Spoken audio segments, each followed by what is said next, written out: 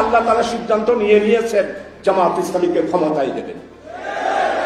আমার মনে হয় আল্লাহ তাআলা সিদ্ধান্ত নিয়ে নিয়েছেন জামাত ইসলামীকে ক্ষমতা দেবেন, এমন মন্তব্য করেছেন জামাত ইসলামীর কেন্দ্রীয় কর্মপরিষদের সদস্য ও সাবেক সংসদ সদস্য শাহজাহান চৌধুরী।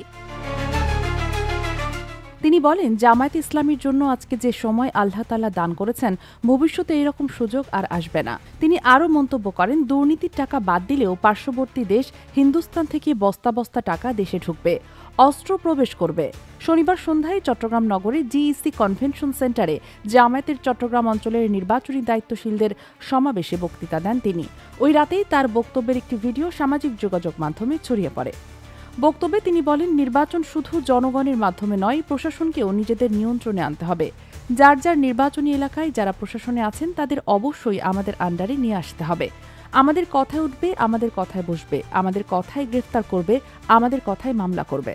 প্রশাসনের যারা আছে তাদের সবাইকে আমাদের আন্ডারে নিয়ে আসতে হবে। আমাদের কথায় উঠবে, আমাদের কথায় বসবে, আমাদের কথায় গ্রেফতার করবে, আমাদের কথায় মামলা হারাবে। তিনি আরো বলেন, আগে আমি দক্ষিণ এলাকায় উন্নয়নে সহযোগিতা করেছি। লোহাগাড়া ও সাতকানিয়ায় শত শত কোটি টাকার উন্নয়ন বরাদ্দ দেওয়া হয়েছে। জনগণের অভাব অভিযোগ বুঝে পাশে দাঁড়াতে হবে। শুধু দলীয় নেতাকর্মী নিয়ে সম্মেলন করলেই হবে না, সব শ্রেণীর মানুষকে যুক্ত করতে হবে। তার ভাষায়, নির্বাচন শুধু সংগঠনের বিষয় নয়, সংগঠন গুরুত্বপূর্ণ হলে জনগণকে জায়গা না দিলে জয় পাওয়া কঠিন। আগের সরকার জনগণ থেকে বিচ্ছিন্ন হয়ে পড়ে শেষ পর্যন্ত ক্ষমতা হারিয়েছে। জনতার আন্দোলনের মুখে দেশ ছাড়তে বাধ্য হয়েছে। এই অভিজ্ঞতা সামনে রেখে এগোতে হবে। Sheikh Masuma, daily our, Bangladesh.